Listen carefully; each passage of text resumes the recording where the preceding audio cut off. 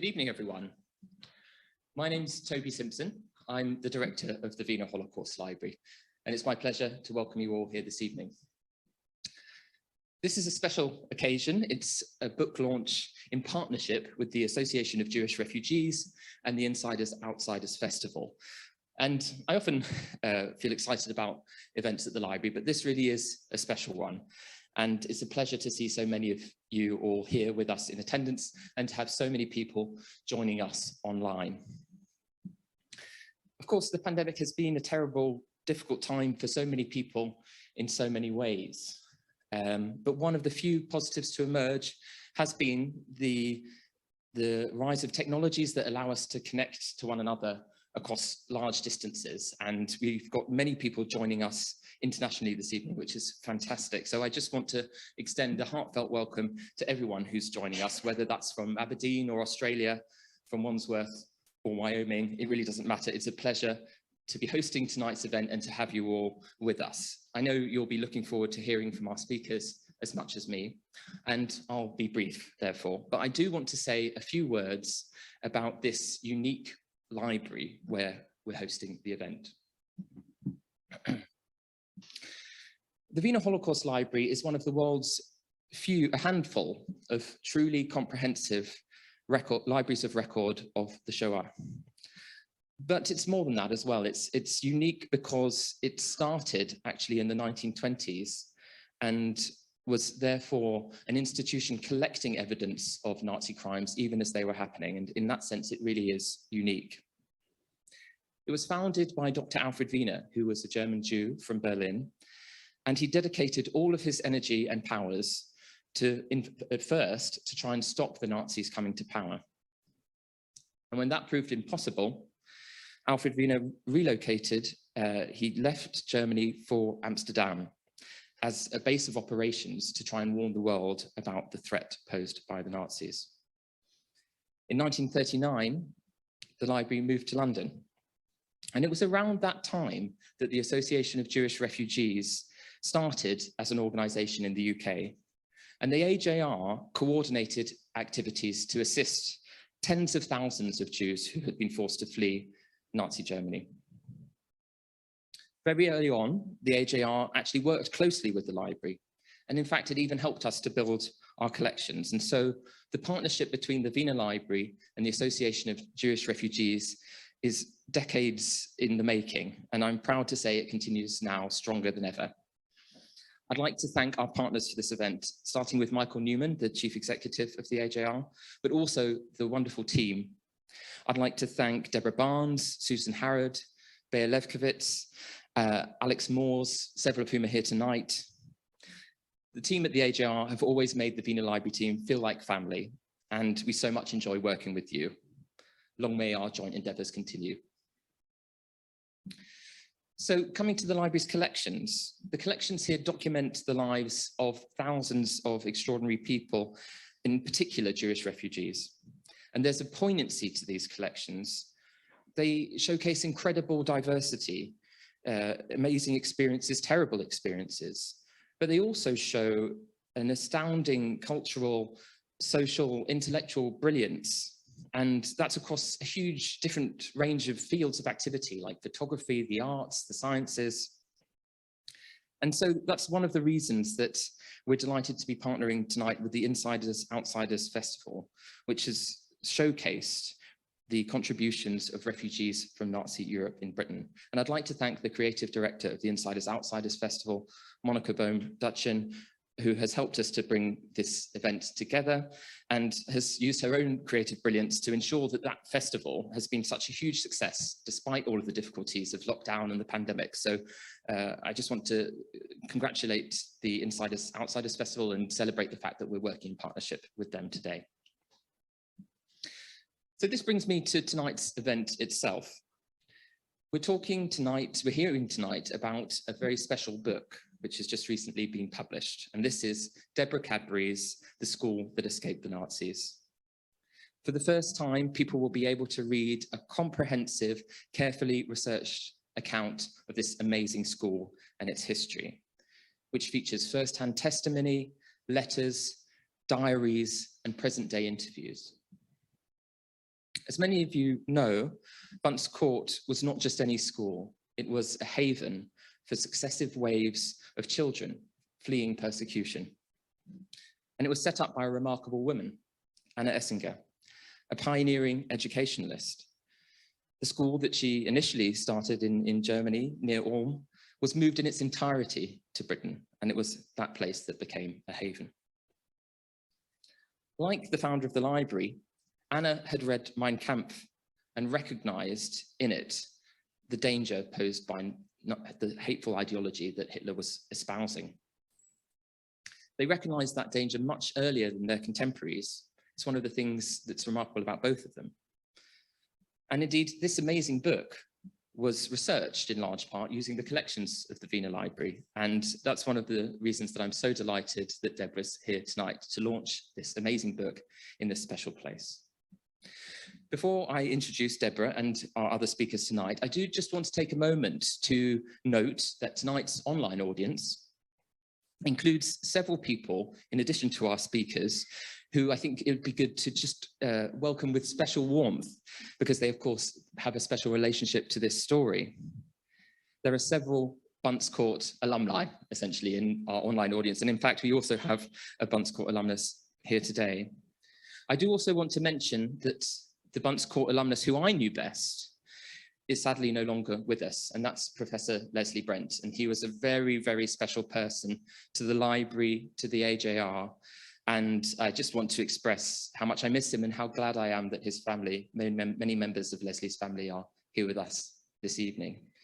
One thing that some people viewing or here might not know is that Leslie was instrumental in ensuring that a blue plaque would be unveiled at the site of Bunce Court. And that was unveiled in July of 2018 in a wonderful ceremony.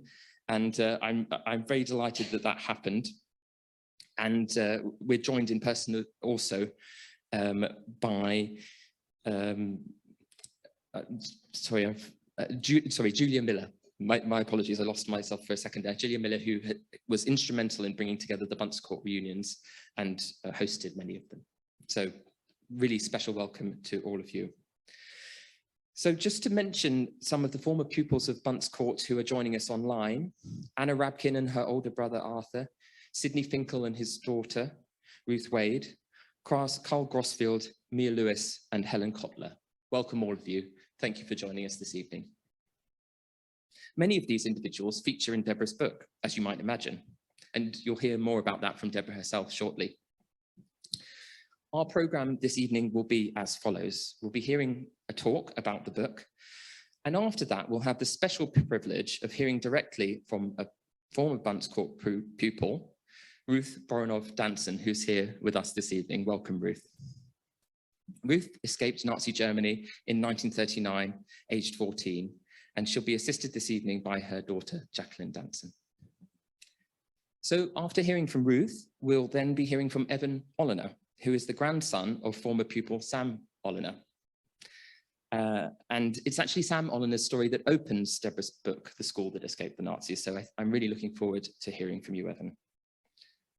It's my pleasure also to note that several other members of the Oliner family are joining us online. So it really is, as I say, an amazing coming together of people who the Bunce Court story touched in various different ways. So there we are. To begin proceedings, it's my pleasure just to say a few words of introduction about Deborah Cadbury, the author of the book. Deborah has written several acclaimed books in addition to this one, including Queen Victoria's Matchmaking, Princes at War, and The Lost King of France. The accompanying TV series to her book, 7 Wonders of the Industrial World, received a BAFTA nomination, and it was also a Sunday Times bestseller. Before she turned to writing full-time, Deborah worked for 30 years as a BBC TV producer. She's won numerous international awards, including an Emmy. So with that introduction, I'm sure you'll be as excited as I am to hear what she has to say. And you can join me in welcoming Deborah Cadbury to begin tonight.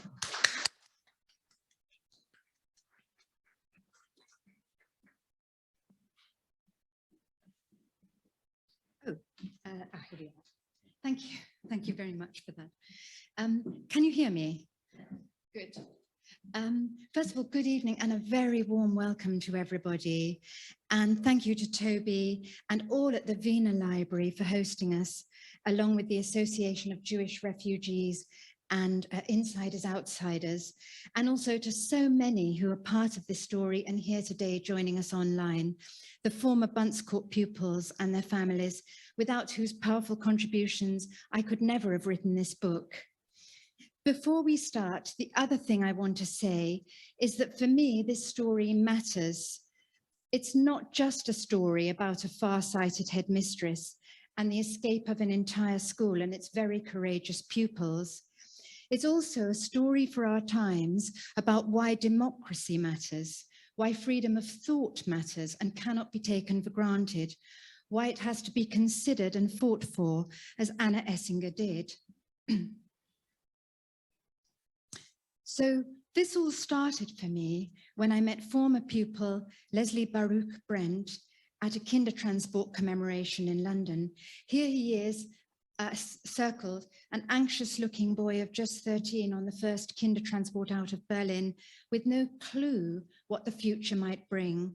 So I'm particularly delighted that we've got his family here tonight, including his wife, Carol, and his daughter, Jenny. Leslie first told me about Bunce Court and I was intrigued. I'd studied this era and not come across a secret exodus of an entire school from Nazi Germany. And Leslie spoke with great emotion. It was clear that for him, this story stood for so much more than just a school, as he began to talk about the woman at its heart, the head teacher, Anna Essinger, or Tante Anna. She's quite a character, looking somewhat formidable here in her double lens glasses to help with her poor eyesight. This is the woman, as one previewer put it, I thought rather brief. The Enabling Act transformed Hitler into Germany's all-powerful dictator. And here are a couple of street scenes that give an idea of the feel of the times. Nazi forces parading in front of Hitler in 1933. And here, boys and girls were indoctrinated in Nazi ideology through the Hitler Youth. And within days, the archives show that Anna was ordered to fly a swastika over her school at Herlingen. Outraged, she staged a one-woman protest and hastily organized a 3-day camping trip for her students. Only when the school was completely empty did she hoist the flag. It's hard to say whether it was the swastika incident or everything else that happened leading up to that point that prompted her decision. Many at the time were saying, Hitler won't last, people won't stand for it, this will all blow over. There were all sorts of comforting theories, but for Anna, a line had been crossed. For her, it came down to one core issue, and she didn't leave many records, but in the one short record she left, she felt that Germany was no longer a place in which to bring up children in honesty and freedom. Honesty and freedom, that was the key for her. She wanted to be able to teach the truth, and she wanted freedom to question, to challenge, to live without fear, freedom of spirit. In Hitler's Germany, lies were being turned into truth. Black was being turned into white. How could she possibly teach the next generation if under a Nazi dictator she couldn't speak the truth without fear?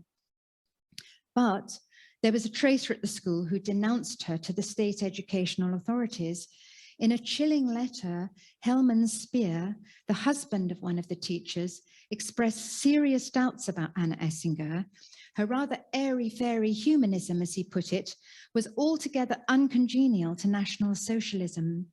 And since many of the teachers at her school were Aryan, he said, and he mentioned at least one who joined the Nazi party, he hoped they could join forces to change the school and urged that a Nazi spy be placed there who would be prepared to come to an understanding with those members willing to cooperate. Well, we don't know whether Anna knew that she was denounced, but we do know that by this time her secret plan to smuggle her school out of Nazi Germany was well underway.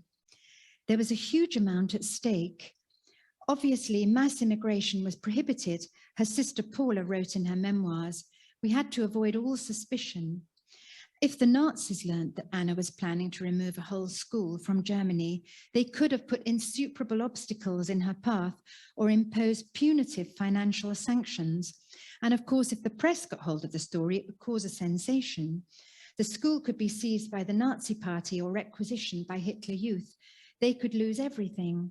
But to move her pupils abroad, Anna had to involve others, the parents, the teachers, and the children. And the dangers of opposing the Nazis were escalating very fast. In late March 1933, Hitler's government quite openly formed the first concentration camps where you could be held without trial.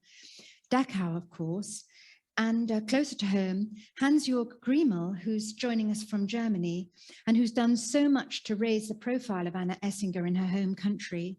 He told me that the Heuberg Army barracks, not too far from Ulm, were converted into one of the very first concentration camps, holding 2,000 of Hitler's political opponents, including a local MP and 3 priests. So Anna soon learned that prisoners were held indefinitely there without charge and suffered inhumane beatings. The legal system, as well as democracy, had gone in Germany. Anna would also have heard of the arrest of one famous educator, Kurt Hahn, founder of the acclaimed Salem School. He had been open about his opposition to the Nazi Party and was put in jail. He would incidentally later go on and form Gordonstoun in Scotland. The British Quaker, Corder Catchpole, was the first Briton to be arrested in April, prompting questions in the House of Commons.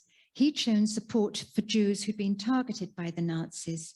His crime, the Gestapo told him, was to make insufficient effort to understand our great national revolution, a very similar charge to the charge against Anna. People were disappearing off the streets, but Tante Anna wouldn't allow fear to interfere with her plans. She was combing Europe, searching for a new location for her school, before finally finding a favorable reception in Jewish and Quaker circles here in London. At last, there was people who understood what she was talking about, and they were prepared to raise funds and try to help her find a site for her school. Back in Germany, she held secret gatherings for the school's parents, where the response was overwhelming. More parents signed up than children we could take with us, Paula wrote in her memoirs. It took a great deal of secret planning, and there were many setbacks. In fact, as Anna and her staff were finalizing their escape, Hitler himself came to Ulm with the Nazi leadership on their very doorstep. It was as though the city of Ulm was suddenly engulfed in collective madness, a vast throng in the famous church square to hear Hitler. It would only take one person to betray them.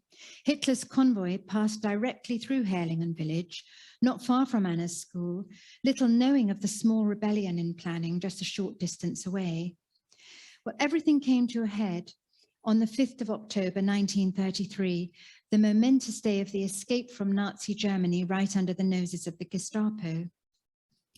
Anna's most trusted staff was spread out in 3 teams across Germany.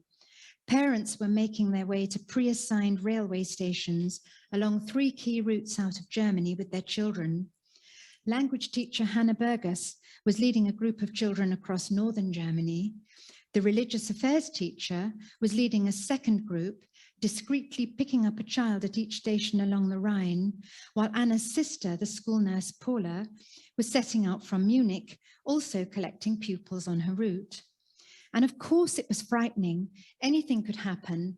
A child could accidentally give the game away. They'd prepared the children for this moment, but they knew however much the young ones wanted to help, they could still forget. And it was equally possible the Gestapo had already pieced together the plan and could stop them at the border. Now, I don't want to spoil this for people who haven't read the book. And I have been asked to talk only for 35 minutes, and I want to get on to the pupils, so I'm not going to tell you how she did it. Just to say, after all the horrors and tensions of the journey, there was that magic moment when the school was reunited and crossing the English Channel. There on the quayside in Dover was Tante Anna, with 3 red buses waiting to drive the children through Kent. And the buses came to a standstill in front of a rundown but once gracious English manor house, Bunce Court. And it was soon clear by the whoops and screams of delight from the children that this was the real thing. They were in England and they were safe. And what a place to be safe in, a sort of school palace, this old English manor house. It wasn't long before she and the children decided the school must have a new name. It would be called after historic buildings, Bunce Court School. But their trials were only just beginning. There was a constant shortage of funds and in turn, no domestic staff. Anna tried to turn this to their advantage, resulting in key differences between how Bunce Court was run compared to the original school. Anna had always put practical learning on the same level as academic achievement, but now the practical tasks became essential to running the school. Everyone contributed like a big family. Here they are feeding the chickens. This is a carpentry lesson, and they were repairing the building. Music, I'll talk about music more later. It was very important in the school. There was also a very strong emphasis on integration. Anna realized it was impossible to know what the future held for her children, but she tried to give them the tools to make their way in Britain or elsewhere. And they had some very unexpected challenges, not least an entire saga with stuffy British school inspectors who took a dim view of this German school with no money, which rapidly had more animals than children because they were growing their own food. They didn't believe that Germany would continue to export children, as they put it, and they thought the school wouldn't survive. And we found marvelous records of the school inspectors, which give a real idea of their refusal to even come and visit the school. But when they did in 1937, there were some unpublished comments, and I'm going to read you one because it's about Tante Anna. The headmistress is a most capable woman and fine character. Driven from two countries, America and Germany, for political reasons, she betrays no thought of complaint on her own account, but gives herself entirely to work for the children and the school. She's large-minded and philosophic, but also practical and can deal with large problems and small details. She reigns in a calm, undemonstrative way over the entire establishment, including 6 men teachers, 4 of them English, and all appear loyal to her. So they were obviously completely won round eventually, and she never saw these comments. Now, of course, the refuge that Anna created at Bunce Court soon reflected the escalating catastrophe unfolding on the continent. There were successive waves of children arriving at Bunce Court, and they mirror what was going on in Nazi Germany. The first wave tended to be the children of left-wing intellectuals who were the very first target. But with escalating persecution, there were more and more applications from Jewish parents. And, in the field of education alone in Germany, leaving aside everything else that was going on, all that Anna had foreseen about having to teach lies had come about. German state schools had rapidly become an entire thought world of Nazi ideology. This is an illustration from a Nazi-inspired book for younger children, Trust No Fox on His Green Heath and No Jew on His Oath, showing Jewish children taunted by so-called Aryan pupils as they're expelled from German state schools. Here, 2 Jews have been summoned to the front of the class, and on the blackboard is written, "The Jew is our greatest enemy, beware the Jews." In fact, the entire curriculum was subverted. History became a struggle between races, with Germany's enemies identified as the Jews. Geography was taken over with Nazi ideas of living space. Biology was all about so-called race science. Here we see a teacher demonstrate alleged differences in face shape to his students. Even religious instruction didn't escape the new ideology. And this is a quote: "Hitler has been sent by God to the German people," one headmaster allegedly announced at school assembly. And any school teacher who dared reveal their disagreement risked arrest if they and could be reported to the Gestapo. Jewish children like Leslie Brent were vilified in school in a multitude of cruel ways. In fact, Leslie was driven from his school. His father, in despair, sent him to a Berlin orphanage. And of course, the persecution for the Jews just gets worse and worse in the 30s. Children arriving from Germany by the late 1930s had seen their families impoverished and abused, their parents imprisoned or even killed. And then during 1938, the crisis spread to Austria and then Czechoslovakia. This is a scene from the Anschluss, prompting a further wave of refugees. And then we get the brutal pogrom on Kristallnacht, it's called, in which 30,000 Jews were sent to concentration camps. And it's estimated the death toll was well over 1,000 Jews killed that night. And this leads to the next wave of children who arrived at Bunce Court, including Ruth Boronow Danson, arriving at Bunce Court age 14. And here we have Leslie, who was among 10,000 children who came on Kindertransport. All he could think of was when his parents would join him. He felt he'd almost internalized the endless denigration. I took it for granted as fact, he says. And this is little Mia Schaff with her siblings, Mia in the middle. Mia told me after Kristallnacht, her mother locked them in their apartment. They were so frightened, but the terror was just overwhelming. The locked door wasn't enough. They were always listening, though they didn't know what for, and that made it worse. It was July before her mother, Ida, managed to get 8-year-old Mia and her sister Alice on Kindertransport, and her son John on one of the very last Kindertransports. Ida finally got a visa and was due to leave Germany on September the 10th. One of many parents who made promises to their children that they would come. But of course, in September 1939, with the start of the Second World War, children like Leslie and Mia were cut off from their parents in a wholly unpredictable way. The 25-word Red Cross messages proved a precious lifeline. And at Bunce Court, Tante Anna and her team were facing escalating challenges. By late May 1940, the children were horrified. The Nazis were practically at the door. The Germans were at Calais, just 20 miles away. And with the school an absolute passionate hotbed of anti-Nazi feeling, came a series of bombshells. One morning, the British police came to arrest all the male German teachers and boys over 16 who were deemed enemy aliens and to be interned. And then, to everyone's outraged astonishment, they came back a week later to take away the beloved cook, Gretel Heitscher, and some senior girls. Then Tante Anna was given just 3 days to get Bunce Court out of the manor house. It was requisitioned by the army. And again, you get a real sense of Tante Anna's character in a crisis. While other teachers were despairing at the idea of a second exodus, as Leslie put it, here was this by now semi-blind woman herring round the country, trying to find a place for us to live. And she succeeded. The countries of Europe were falling one by one. By the 10th June, the day Norway surrendered and Mussolini declared war on Britain, Tante Anna had all her pupils over 16 on a bus to Shropshire, away from any risk of being arrested by the British police. And 3 days before France fell, the whole school was taking lessons as normal in their cramped new quarters here in Trench Hall in Shropshire.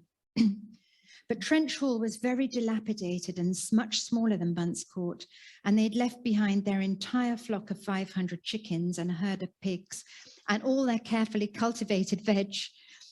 And with all the difficulties at Trench Hall, even Tante Anna seemed to reach a low point. That we survived that summer is still a wonder to me, she put in her memoir. And of course, the whole world became caught in the conflagration. During 1942, pupils started to get ominous Red Cross messages from their parents, saying that they were going on a long journey. Leslie's father had always started his message, beloved, geliebter boy. But in October 1942, he told his son they were going on a journey. No forwarding address, and the beloved was written in capitals that were wildly uneven, as if he could hardly hold the pen. Anna could only do her best to comfort Leslie, but they guessed the truth. Word was spreading of mysterious deportations of Jews from Nazi-occupied countries, and those parents that were taken were never seen nor heard from again. The approach of the teachers to this new horror is shown by a comment by one popular house father, Hans Mayer.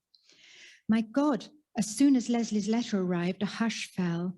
Of course we knew about the camps, he said. You didn't say to the children, your parents are in concentration camp and will be killed. You tried to help them through the times of silence until they got used to the fact that no more letters would come. You got them used to the silence. There isn't time to do justice to the teachers' valiant efforts to fight on, doing all they could for the children. Reading the archives, I got a real uplifting sense of their fighting spirit, and there were marvelous and unexpected breakthroughs. For instance, under government rules, friendly enemy aliens were being released from internment, and Tante Anna lost no time in snapping up staff of unparalleled caliber. There was one lovely moment when the school had a new boiler and stoker man, William Markwald. As he stoked the boiler, the children were surprised to hear him singing. They gathered round the stokehold in amazement. Who was this star attending to their boiler? He had the most wonderful tenor voice. Word soon spread that the new boiler man, who emerged from the dirty stokehold singing so beautifully, was the former director of the prestigious Deutsche Theater in Frankfurt, and soon he was directing all the school plays. The new maths master turned out to be a famous astronomer, Mr. Archenholt, and the new music teacher, Greta Hirsch, had perfect pitch and enchanted the children by annotating birdsong. There's so much I could say about the heartening story of how they all pulled together to make it work, but I'm going to jump to after the war and the liberation of the camps, when the whole world could see the scale of Nazi evil and depravity. Incidentally, one story from former pupil Harold Jackson at this time shows how little was still understood about what was going on. Tante Anna happened to have made a block booking for her pupils to go and see Laurence Olivier's Henry V in the local cinema. And she got a call from the cinema manager telling her to cancel the booking. The cinema was also showing Pathé of Bergen-Belsen. It took Tante Anna a moment to grasp that the manager wasn't concerned for her children. The film was stirring anger, and he feared there would be trouble if there were Germans in the audience, which shows you how little the situation was really understood. Tante Anna would offer refuge to a final wave of students, the orphans who'd survived the war in Nazi-occupied territory. There were very few ways a Jewish child could survive in Nazi-occupied Poland, which had turned into one vast prison for Jews. But I was able to trace 3 former pupils who survived in quite different ways before they reached Bunce Court, such as little Sam Oliner here. Here he is, aged 15 at Bunce Court. But Sam was just 9 when the war began, 12 when he witnessed the brutal liquidation of his ghetto and lost his family. Sam had the incredible courage to hide in plain sight, posing as a Polish stable boy. He faced terrible risks as Jews were literally hunted down and suffered appalling near discoveries. There just isn't actually a word to do justice to the fear and trauma that all these survivors were subject to. Sam is a central character in the book, and I don't want to say too much more about his story because Evan's going to tell us in a minute. But Sam's story does help shed light on how the team at Bunce Court tried to help those who'd suffered unimaginable trauma. Tante Anna and her team realized that the kinds of things the survivors had been through couldn't be talked about. To talk about it was to relive it, and that was just unbearable. But Sam told me one of the techniques they used to help the children was a mentoring system where not just the teachers, but the children helped each other. And Sam was invited to mentor Sidney Finkel. Here he is, just after leaving Bunce Court, another Polish survivor. Sidney was just 7 when the war broke out.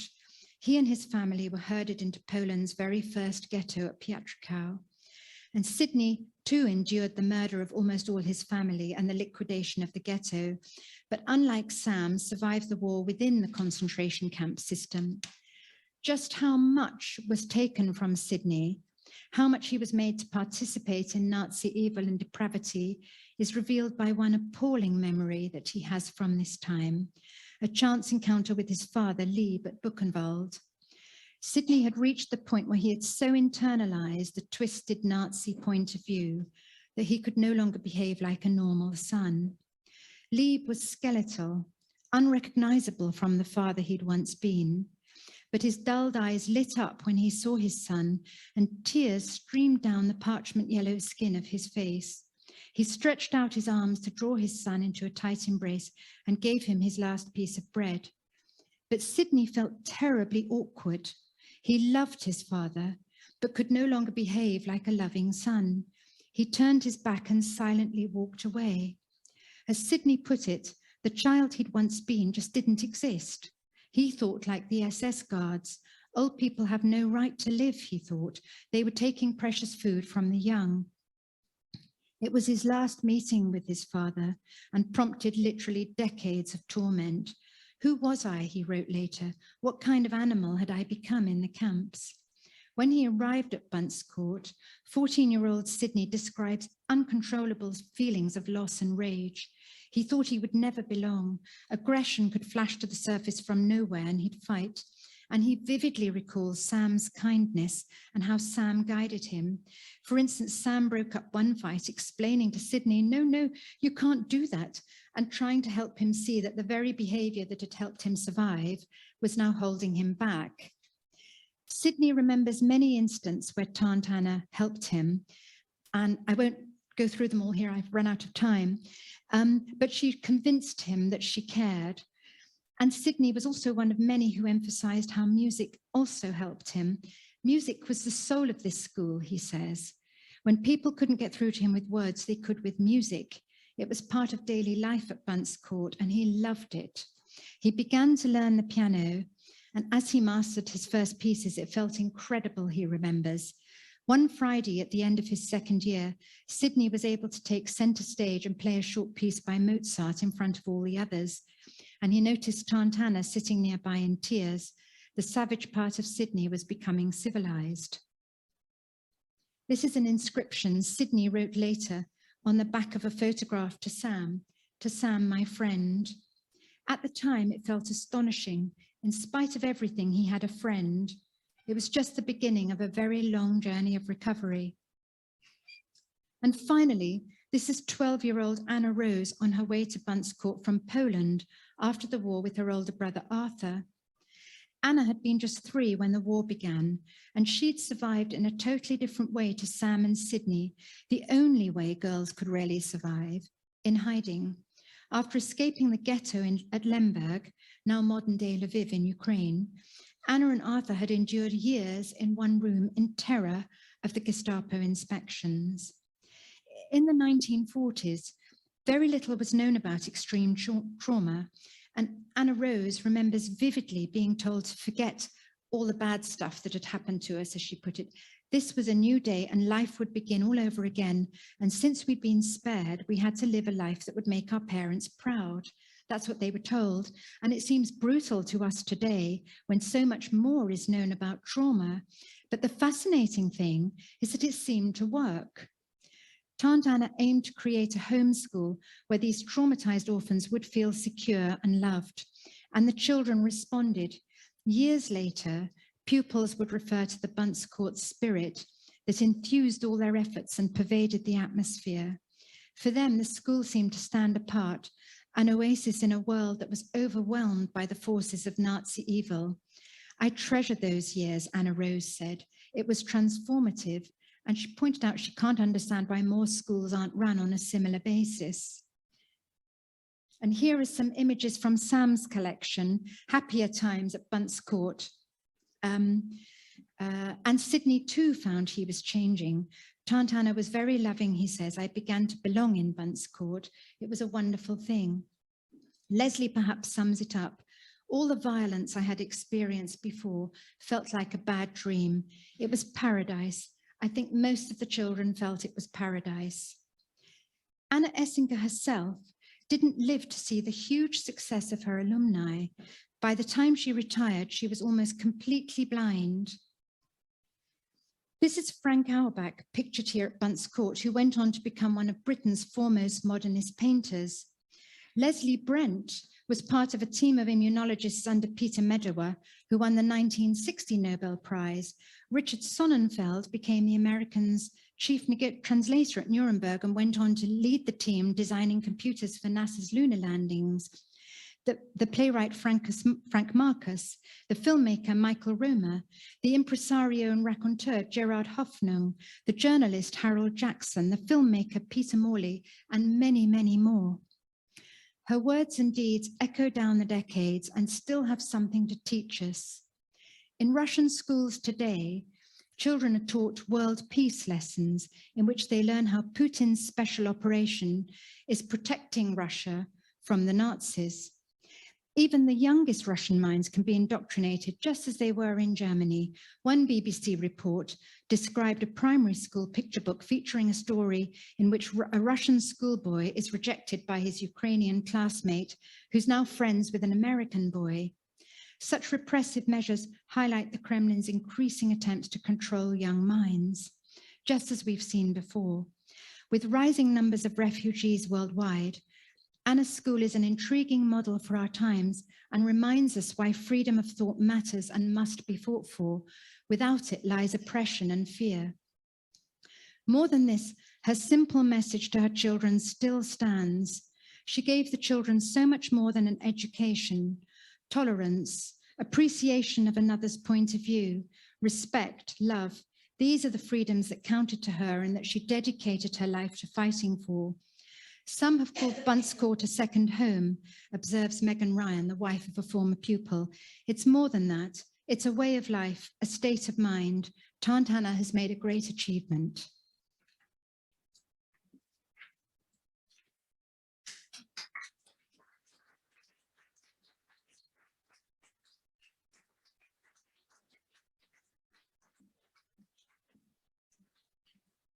Thank you, Deborah. That was a wonderful talk, absolutely fascinating. I'm going to ask you in a second to just bear with me while I adjust our audio to hear from our next speaker. But before I do, can I just let everyone know that there will be an opportunity to ask Deborah questions at the end, because I'm sure lots of you will have thoughts and questions that they'll want to share. If I could just ask you to hold on until we've heard from our next speakers. We're next going to hear from Ruth Boronow Danson, who was there. So if you give me just one moment, I will adjust the microphone. Okay, you start. It is an honor to speak to you about my old school, Bunce Court. Thank you all for your interest in it. I have the fondest memories of my time there because of the exceptional skill, love and dedication of the staff. I was born Ruth Boronow in Breslau in 1924. I had a blissful childhood there as an assimilated German Jew, but that all changed. One day when I was 12, returning home from playing in the local park, I chanced upon a cavalcade. Just across the road from me, standing out in an open-top car, Adolf Hitler was parading by. I was terrified. I tried to make myself invisible behind a pillar. I felt obliged to blend with Blending with the crowd. Blending of the crowd and by rearing my arm in the Heil Hitler salute. This was a new mandatory sort of assimilation for which I have felt guilty for the rest of my life. Out on the streets, I was frightened. Anything could happen. You did not know a soul, not a soul. They could do anything. On Kristallnacht, night of the broken glass, my mother had sent me across town to warn a friend that my father, dentist Ernst Boronow, had been taken to Buchenwald concentration camp. A condition of his release a month later was that he take his family out of Germany on a one-way ticket, leaving almost everything behind.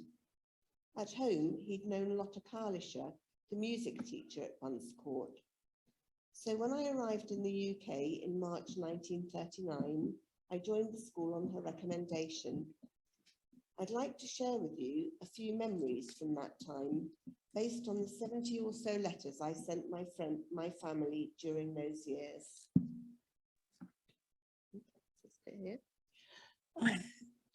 So when I got here, I have to confess that in Germany I was never keen on school.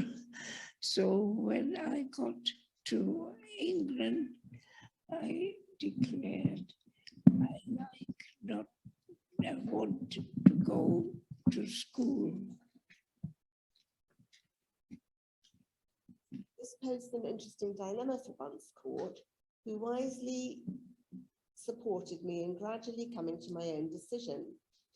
They had me stay in the nearby house, Kenneways, where some other girls at the school boarded. Each morning, I saw those girls bust off to the school laughing, whilst I was left alone with the housekeeper, who put me to work cleaning the windows and doing other mundane tasks. In the evening, the girls would return with exciting tales of everything they'd learned. So it was not very long before I decided that going to school was after all preferable. I wrote to my parents in May 1939, still in German, "Daddy, you are somewhat right in your suggestion that I first had the idea of going to school because I didn't feel I fitted into the household, but hardly thought that I would think all the time, I must make a success of it at school because I want to learn something." Yeah. I will have to do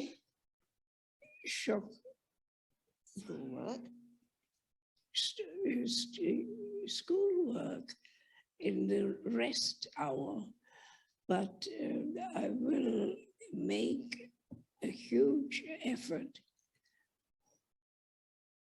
Hopefully, sometime will be that my side in the early days, as that would make things a bit easier. And indeed, the school was steadfastly at my side to the extent that just 4 months later, I was writing to my parents. Today, I want to find out about French. I had to definitely like to be included in the French class.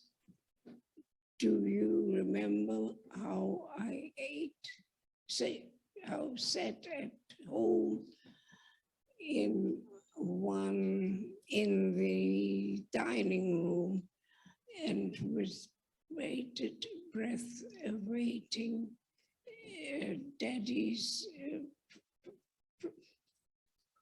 promise that I would not have to learn French? That shows just how much I have changed. A letter described an early encounter with Tante Anna, who was known as TA. To tell the truth, I was a bit scared of her, not least because of a superficial childlike fear of her very thick glasses. I wrote. You wrote? You wrote. Hier, Tante Anna lief mir heute 4-mal in den Weg. Schrecklich. In English, I bumped into Tante Anna 4 times today. Ghastly. But I quickly came to realize how extraordinary she and the environment she was creating for us to thrive in were. The teachers taught by offering positive encouragement. TA never called me in to come and see her to tell me off, only to praise me. A letter to my parents early on, written in my best Jinglish, describes a typical day and how the care of us as individuals, practical considerations, and formal learning were always artfully blended. Now I'll try to tell you my day today. We had lessons with open doors. In mathematics, we made things which I don't know. In biology, we took auseinander a rabbit and the Bauch, Yes, Bauch and took out all the Eingeweide. It was very interesting. In history, we went to the open air theater. You know it, don't you? And there we played the Entwicklung of a war. I haven't understood anything. I'm proud. A moment. And yet a postcard sent to my father in September 1949, referring to my matriculation exam, says, I passed. Imagine that. Really, I'm still quite pale and trembling, but Tante Anna just came in and brought the news. She even gave me a kiss and said, I'm especially glad about you, Ruth. In a short period of time, Tante Anna uncompromisingly aspirational vision for how her pupils had enabled me to surprise everyone, including myself, and had brought out the very best in me. That was her loving gift to each of us in her charge. We were discouraged from speaking German, even amongst ourselves in our leisure time. TA felt it was part of our duty in becoming British citizens to speak only English. By June 1940, I was writing to my parents. We speak no German word anymore. What a very pleasant Speak no German word anymore, what is very pleasant. yeah. So now, One moment. Even lunchtime, when teachers and children joined hands, was used as an opportunity for reinforcing our sense of opportunity and social responsibility towards others. When Tante Anna would say, children love one another, and if you are not able, if that is not possible, at least respect each other. in June 1940, when the school was evacuated from Kent to Wem in Shropshire, a complicated moral dilemma arose, which again was handled with TA's characteristic wisdom and empathy. My mother, Kate Boronow, a piano teacher, had just been freed from internment in the Isle of Man and had moved to Wem to be near me.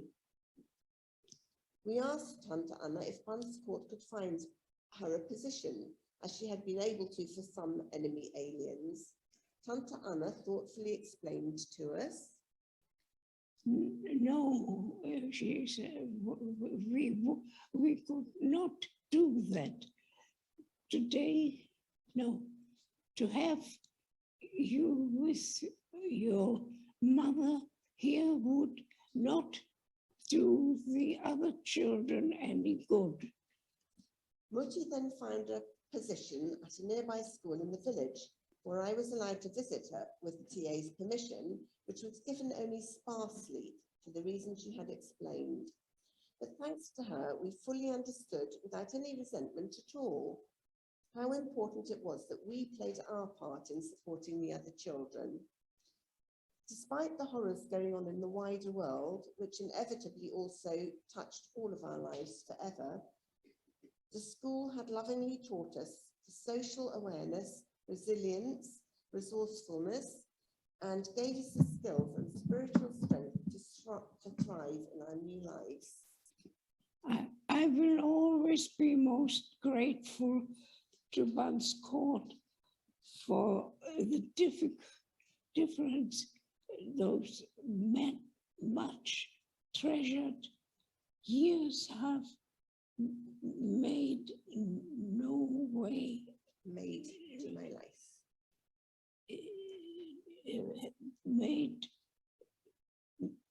to my life.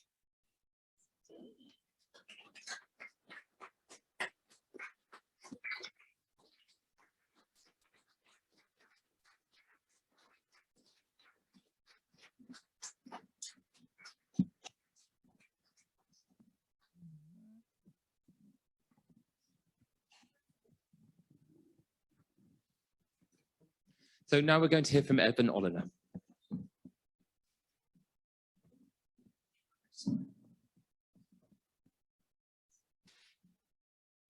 There he is. I think this is the one. Yeah. Great. How's my sound in the back? Is wonderful. Okay. So with apologies to the virtual attendees who I'm told are numerous, and include some of my family, right? I'm going to address the room because you all made the journey. So yeah, my grandfather is a child of the Holocaust, Samuel Oliner, and he's also a pupil of Bunce Court. And today I want to just tell his story and maybe put Bunce Court in that context and just in that way frame this one contribution that Bunce Court made, because he has a beautiful legacy. And I don't know that it would have been the case were it not for this amazing moment in history that was Bunce Court. An interesting aspect of his wartime experiences are that they were kind of preceded and followed by a period of relative peace and even a somewhat idyllic period. I mean, with the tragic exception of his biological mother's death of tuberculosis when he was a boy. His childhood seems to have been relatively peaceful, and I've been to his childhood village of Zindronowa in the south of Poland and explored the surrounding area. And were it not for the tragic contrast of the mass grave in Garbacz Forest where his family now lies, it would seem like some kind of an eternal paradise. And so that in mind, it must have been a special kind of hell for him with the Nazi invasion and his family's eventually being moved to the particularly brutal Bobowa ghetto. And they're there until August 1942, when the Gestapo come through to liquidate Bobowa ghetto, as Debbie alluded to. And so as they're moving around and loading residents of the ghetto onto trucks, his stepmother implores him, and this quote, lives on in his memoirs, and he always remembered it, simply, you must live. You must live for us. And so he hides on the roof, and he is potentially the only survivor, although I don't know if that's completely true, of the Bobowa ghetto. And so after this, you can imagine a 12-year-old boy, unspoken horrors already behind him, and he's wandering the countryside in what must have been a kind of adrenaline confused stupor. And he eventually arrives at the house of a Balvina Pirek. And this is a woman who figured heavily in his salvation and his overall story. She was a friend of his family and his father who they'd had some dealings with before, they'd worked for her. And she essentially facilitates his going undercover as a Gentile farmhand for the remainder of the war. And as you might expect, this is no simple task. There's many things one must do to keep that cover alive, one of which is to speak Polish as a Gentile farmhand would without the Yiddish accent. Another is to not let anyone under any circumstances find out that you are circumcised. And an important one was to memorize the Lord's Prayer, which Balvina helps him do. That's an anecdote that comes about a lot. And as Debbie also alluded to, this period is rife with many close calls, near discoveries that would have led to his elimination. And one thing that always permeates my thinking about this is that would have led to my elimination. This is a recurring theme in my thoughts about his life, is that to save someone is to save their entire progeny, is to save potentially generations of potential. And that's why Bunce Court is such a meteoric event. It's not some kind of feel-good tale. As Debbie put it so pithily, it matters. And that's very true. So I apologize for the digression, but the next 3 years of his life obviously brutalize him. They require lots of cunning, lots of savvy, and he muddles through. Several other survivors of the Holocaust in Poland help him get to Munich. And as an anecdote to kind of indicate his lack of exposure to the global world outside of Poland, the American GI that takes him to the displaced persons camp in Munich is the first Black person he ever saw. And this is just, his first foray into learning about the world outside of his small South Poland rural existence beforehand. So he is at this DP, displaced persons camp in Germany. And at this time, many people in these DP camps are encountering opportunities to go to Israel. And undoubtedly he would have considered this. But then he catches wind of the fact that the Jewish community of London, as he puts it, is arranging for Jewish refugees to go and finish their primary education in England. And so he goes that route and he ends up at Bunce Court. What follows is a period that, at least for me, has been to now relatively underdocumented. It's overshadowed to some degree by the horrors that preceded it. I only knew a few tidbits before encountering this book. He mentions that he was on the football team. He mentions that he used to sneak out as he got older to go to the girls' part of the school.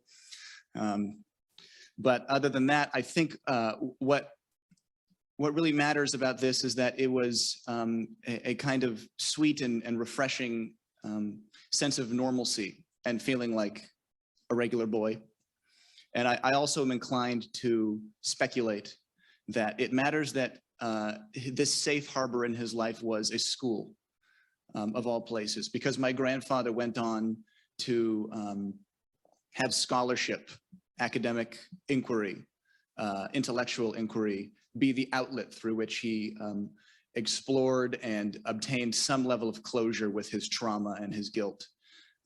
So him and my grandmother, Pearl Oliner, went on to become pretty renowned sociologists who forged or helped forge basically an entirely new literature in sociology of altruism. And they conducted a long-term, multi-decade study of the various correlates of altruistic behavior. And they went on to make that contribution. So yeah, Sam, my grandfather, he passed away last year. He's no longer with us.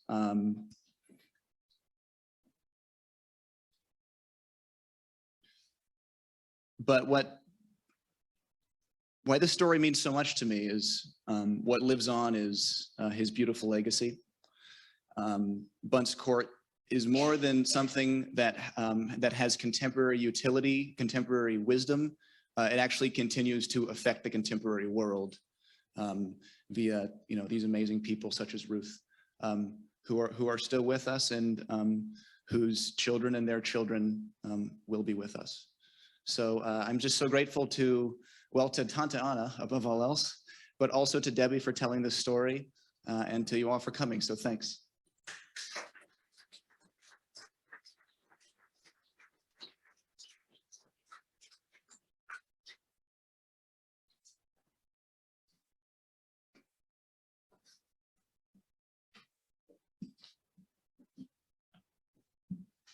Okay, excellent. Thank you so much, Evan. So we now have some time for questions, either from the audience here in the library or from anyone who'd like to ask a question from our online audience. So we have a first question here. If I could just pass the microphone to you. Oh, wonderful. I'm 90 years old now. Oh, wonderful. Sorry, sorry. Yes, you have mentioned it. God, how amazing. Anyway, thank you. That I'm going to go to Bunce bookshop tomorrow and order your book. It's the first thing I'm going to do. And thank all the people that have already talked. You didn't say your name. Yeah, I was born Gabriele Rosenberg in Berlin in 1932, January. And my father, Ludwig Rosenberg, was a classic scholar.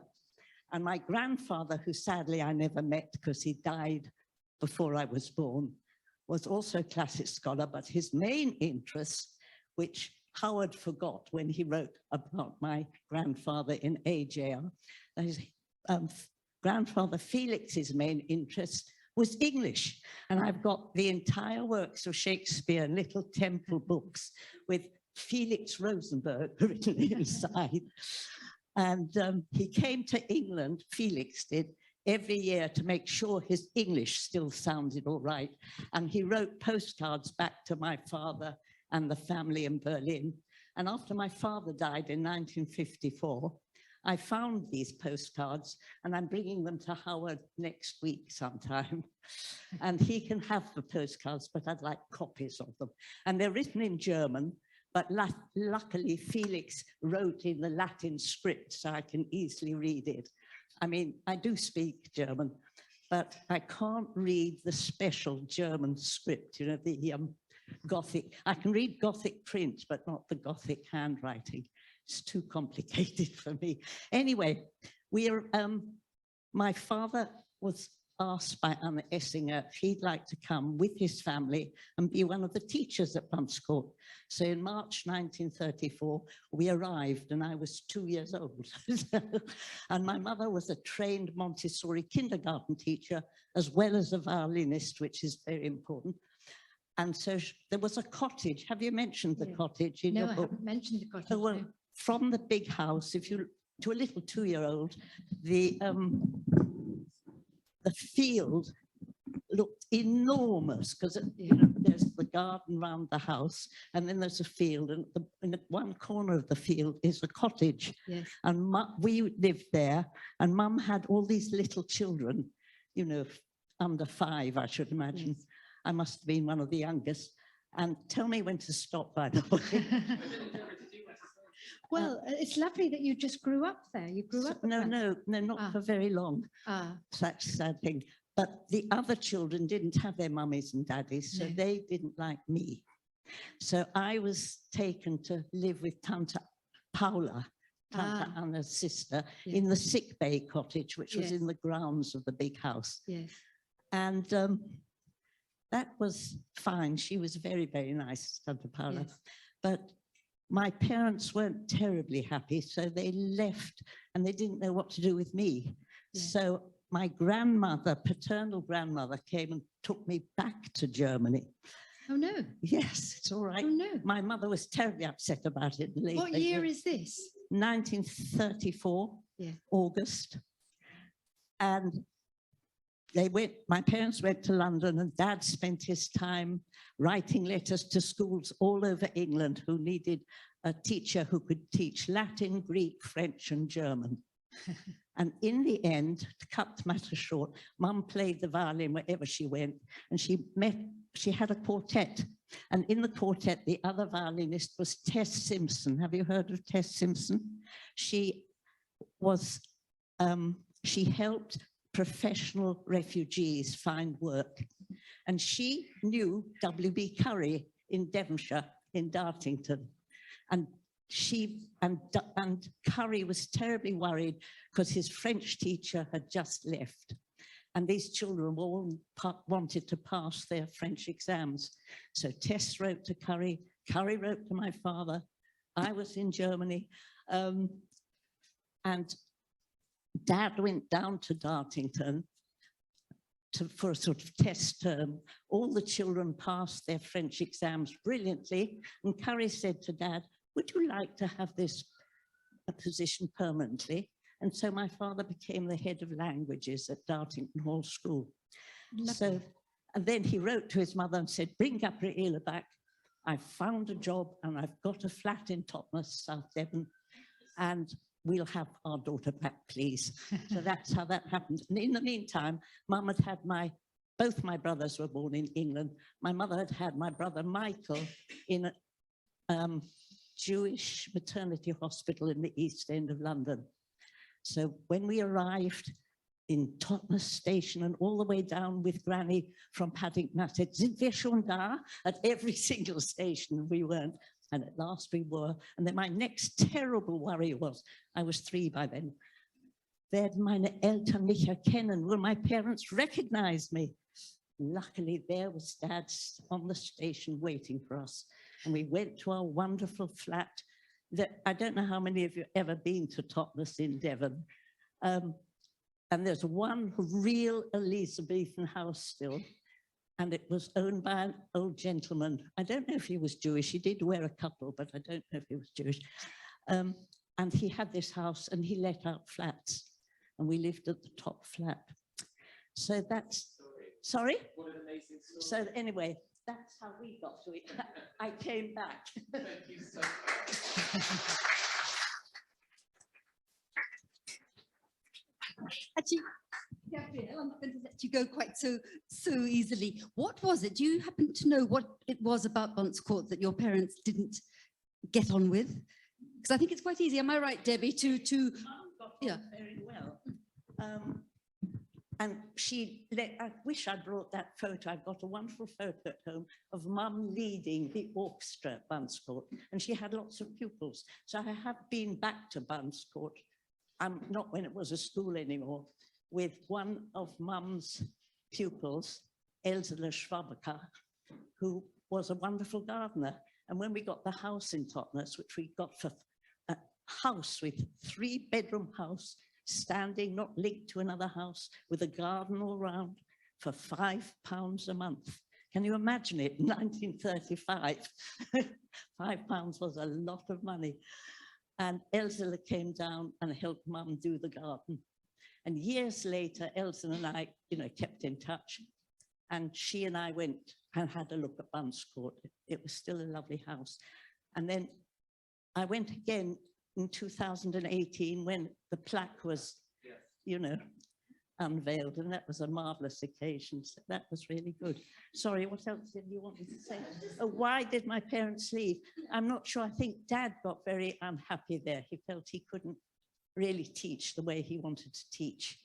So that's what that happened. But in the end, he became a devoted Dartingtonian teacher. And lots of Dartington thoughts were the same as Anna Essinger's thoughts. Yes, he was at these interested, progressive schools at the forefront of things. He was at the progressive schools at the forefront. Exactly. Of things. And the day children, my brothers and I, all the teachers' children could go there free, even though it was really a private school. So I feel so privileged. I've had so much luck and privilege in my life. Anyway, thank you all very much. Wonderful. Right. Very, very quickly, just on the back of the wonderful story about Dartington, I'm hatching plans with the creative director at Dartington, almost as we speak, for an event probably in the autumn of next year, to look for the first time really in any detail at the reception and the experience of refugees at Dartington. So if there were many more than I think anybody really knows or suspects. So if anybody has any stories to contribute, please come and talk to me later. Thank you, Monica. Would anyone else in the room like to ask a question? Question here, sir. Hello, my name is Daniel Lewandowski. Some of you know me. I've interviewed Ruth probably, was it now 6 years ago, I think. I think there was one non-progressive element. Perhaps you can tell us a little bit more, which is that unfortunately Anna treated the girls differently from the boys. So it's no mistake that the boys are all the famous names. And if I can just make one comment why this was very important, and it's still very important to me, and thank you so much for researching this. We are in a state where refugees might be sent to Rwanda. This is a school on a progressive school model that proved that if you support refugees in the correct and right manner and give them the love that refugees deserve, there is no limit to the potential of and contributions of people that come over here.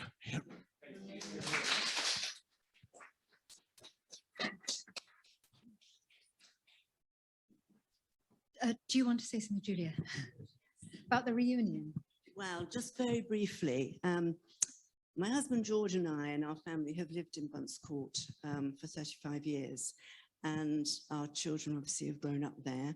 When we first moved there, we used to get a lot of people sort of peering over the walls, and just to let you know that the house is actually divided into 4 separate homes and was divided in 1980. So there are 4 different homes within Bunce Court, and you who've been there, Gabrielle, I remember you from 2018, and Carol and Jenny and various people who have been there, and Susan. But it has been a remarkable thing, and it's been a remarkable thing for us as a family to live in a house which we honestly feel has the love and the memories coming through the walls. And I remember a long time ago, and I hope Carol won't mind me saying this, but a conversation that Leslie, we were talking about somebody, it was Ingelore Weinberg when she passed away, and Leslie said, so many of my old friends and people from Bunce Court have gone, and that's it, and then it will be no more. And I said to him, Leslie, you and Ernst and everybody, Hans Meyer, everyone who is at Bunce Court will live within the walls. And it's true, it probably sounds mad, but it's the most wonderful feeling. But I would also like to end on a note that I have a friend who lives just down the road from me, and she runs the Lenham Heritage Society. And of course, Lenham was the station where a lot of the kinder transport children came to. And she runs this, and she said she contacted me a while ago and said that there was a proposal by Maidstone Borough Council for there's a lot of development going on in Lenham and in Faversham and all the way around, but they were proposing that 2 roads would be named after people who meant a lot to the area. And one of them was going to be Anna Essinger Road. They've now decided it will be known as Essinger Road because apparently the postman will find it difficult. But anyway, I just thought you would like to know this evening that Essinger Road in Lenham, which is only 5 minutes drive from where we live, will be there. Well, fantastic news. Thank you for sharing that. Okay, Bea, did you have a question? Hello, yeah, thank you for all your wonderful contributions. Congratulations on the book. Deborah, I have a question. I interviewed 20 years ago a woman called Lucy Schachne, who went to Herlingen, but when it became a Jewish school. So I wondered whether you have information how this Landschulheim then became a Jewish school, and she had a very positive experience there. And then she came to Bunce Court with her husband, who was a teacher. And she has many interesting stories about Bunce Court. One of them was that when the men were interned, she started teaching. So I think whether you know that about, what happened when the men were interned, did Yes. the women start teaching? Yes, yes. Well, Herlingen, what happened was that in order to escape Germany, she didn't want to close down her original school. She wanted it to be used to help the Jewish community because she could see the way things were going. And so she put it about that she herself was going to be taking a sabbatical in Britain because she didn't want to give away that they were taking the entire school. Well, thank you. and was actually looking for a new headmaster to take over Hurlingham, because you were allowed to change the use of a school to turn it into a Jewish school, but you weren't allowed to open up a new Jewish school.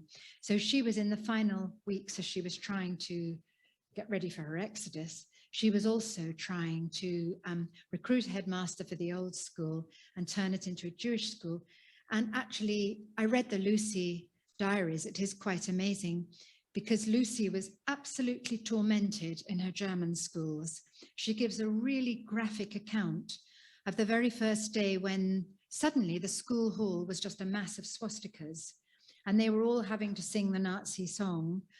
And she found herself joining in, and at the same time hating herself for joining in, and just couldn't bear the school and couldn't bear being at that school. And when she got to Hurlingham under Hugo Rosenthal, she just loved it. She just absolutely loved it, and really appreciated the Jewish education that she got there.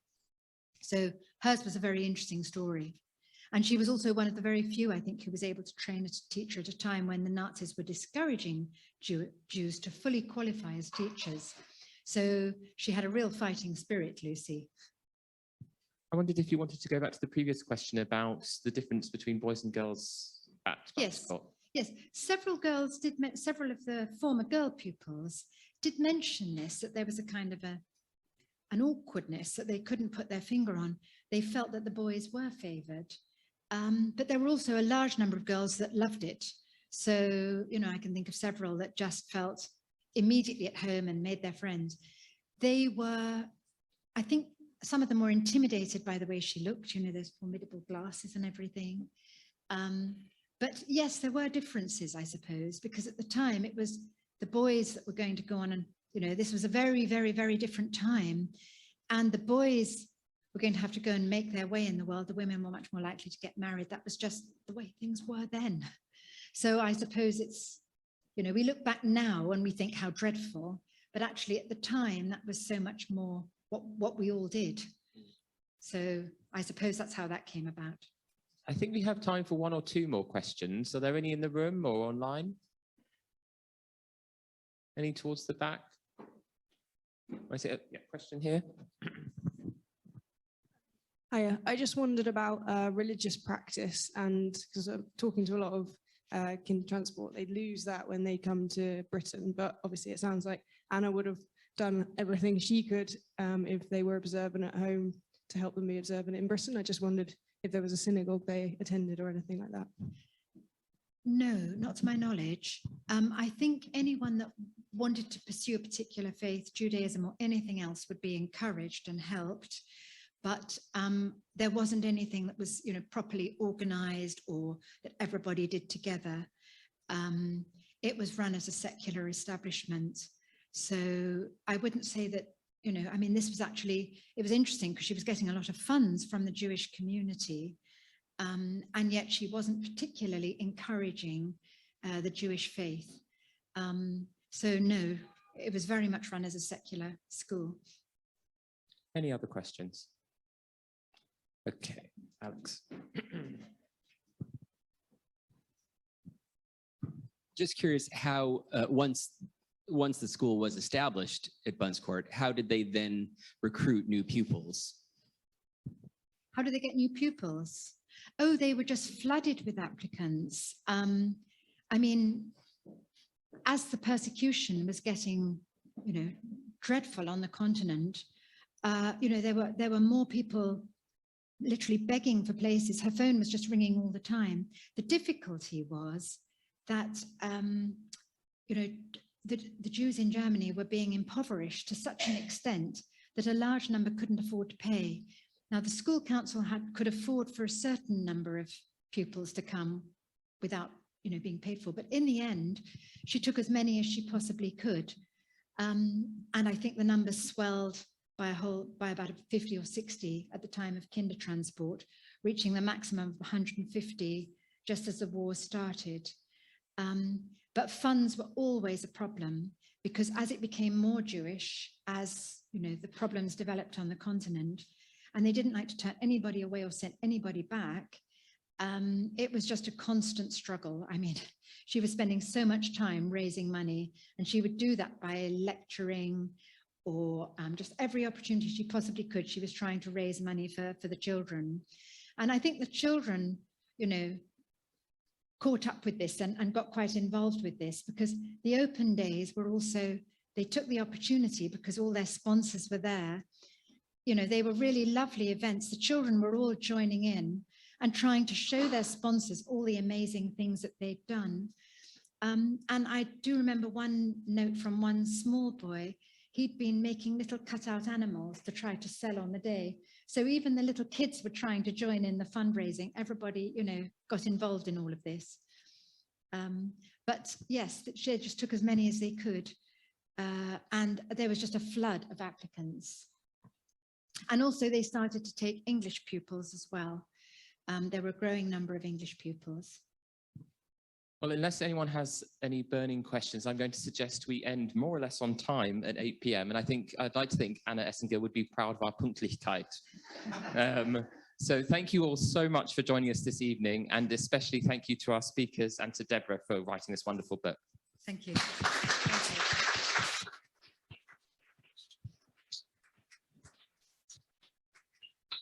I'd just like to let everyone know you don't have to go to Daunt Books, because there are books on sale this evening, and they're £20, and I think Deborah's probably happy to sign some, possibly. Yeah, excellent. Thank you very much, everyone.